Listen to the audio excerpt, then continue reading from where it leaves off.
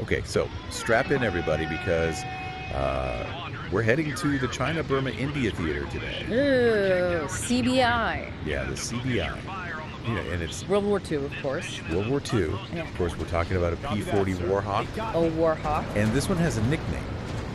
They all have nicknames, right? Yeah, this one's called Old Exterminator. Oh, wow. And he was flown by a Colonel Robert L. Scott Jr. Ah, sounds like a character. Yeah. So I know you love military history Huge fan. Yeah. and aviation. Absolutely. So we're not going to just, kind of fly over this one. Yeah, let's hear. We're going to deep dive on this one. Let's go deep. Let's go deep on. So this deep dive is about what made this plane and this pilot Right? so remarkable, particularly in this theater of war. Yeah, the CBI, it's often kind of overlooked, right? Yeah. But it's got some really fascinating stories, and this is one of them. Totally. And Colonel Scott, Yeah? he was a bit of a celebrity Oh, really? back in the day because he wrote a book Okay. called God is My Co-Pilot. I've heard of this. Yeah. And it really captured the public imagination. Yeah. But even before he was famous, he was known as a really fierce fighter pilot. Oh, wow. So this was during the war. During the war, yeah. Wow. And get this, he was actually connected to the Flying Tigers. Oh, wow. The Flying Tigers. Not in the way Not the way you think. most people. Yeah, the ABG, right? Right. So he wasn't one of those volunteers? He wasn't a volunteer. He was a U.S. Army Air Forces officer, Okay, through and through. through and through. But his 23rd Fighter Group Okay. was the direct successor to the Flying Tigers. Wow. Inheriting.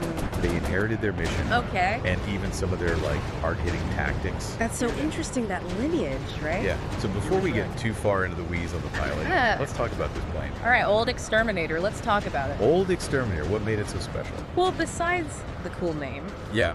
well, the P-40 Warhawk, I mean, it's a solid aircraft. Yeah. Dependable. Think of it as like the workhorse. Okay. Of the U.S. Army Air Forces in the early part of the war, Yeah. It was known for its durability, firepower, especially at low altitude, Okay. in those dogfights. Right. But Old Exterminator was more than just, any old P-40. Right. It was Scott's personal aircraft. Oh, wow. So it was like his... It was his baby. Okay, so this wasn't like a plane that got passed around. Right, exactly. This was his, and every little nick and scratch and every little modification, reflected his style. So you're telling me there were like personalized modifications on this thing? Well, we don't have, the exact details Yeah. on what they did, Right. But pilots often personalize their planes, Yeah. Imagine the wear and tear, from all of Scott's numerous dogfights. Yeah. So it's safe to assume that Old Exterminator, was really fine-tuned to match his aggressive flying style. Oh, that's so cool. Yeah, it's really interesting. It just adds like another layer to their story. Absolutely. Okay, so let's talk about Colonel Scott. Right? The man himself. Yeah, what kind of guy was he? Besides being a great pilot, Besides being a great pilot. well, he was born in Georgia Oh. back in 1908. Okay. And, you could say he basically grew up with aviation in his blood. Wow. He was fascinated by it from a young age, and he even went to West Point. Wow. Became an officer. So he was like a career military guy. Yeah, absolutely. What But kind- here's a twist. Okay. His first love wasn't fighters. Okay. He actually started out flying bomber. Bombers. Wow. That's a different world. It is a different world, isn't it? Yeah. Yeah, going from the calculated world of bombing missions Right. to the, adrenaline-fueled chaos Yeah. of dogfighting, I wonder if that shaped his approach in a way. I was just thinking that, yeah. Yeah, maybe that bomber experience, gave him like a broader strategic perspective Right. that other fighter pilots who, had always flown fighters might not have had. Yeah, that's a really interesting point. I never thought about it like that. So then when World War II broke out, Yeah. he finally got his chance to switch over to fighters. Okay. And he ended up racking up 13 aerial victories 13. in the CBI theater alone. So that was just in the CBI. Just in the CBI. That's super impressive. Yeah, he was a very skilled pilot. Do we know if all those were in Old Exterminator? We don't have the specific breakdown Yeah. of, which victories were in which plane, but, it's safe to assume Old Exterminator was his primary aircraft. Okay. But what's really fascinating is, he wasn't just about racking up those kills. You're right. He was also, really pushing the boundaries of what was possible Okay. with long-range fighter operations in the CBI. Yeah, it's easy to forget that the CBI was like a totally different. Ball game. Yeah, it was a whole different ball game. Different environment. Yeah. Different Yeah. challenges. Compared to Europe or Pacific. So how did those long-range operations work, and what made them so challenging? I mean, imagine flying over the Himalayas. Wow. Right, vast distances, limited support. Right. The 23rd Fighter Group, they were instrumental in supporting Chinese ground forces Okay. and defending crucial supply lines like the Burma Road, Yeah. which kept China in the fight. Right. Fuel, ammunition, everything had to be flown in. Wow. It was constant battle against logistics, as much as against the enemy. Yeah, that really puts it into perspective. It does. And the 23rd was part of the famous 14th Air Force. Exactly, yeah. What was their specific role in that larger structure? Well, the 14th Air Force, commanded by General Chennault, of course, they were tasked with providing that air support in China, right? And the 23rd, as the successor to the Flying Tigers, they played a critical role in that. Okay.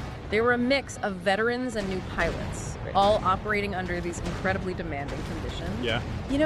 I think it's fascinating to think that they kind of adopted the aggressive spirit of the Flying Tigers, Okay. but they had to refine those tactics for a different kind of war. Right. A different enemy. It's a different It's a environment. whole different ballgame. Yeah. So we've got this legendary plane.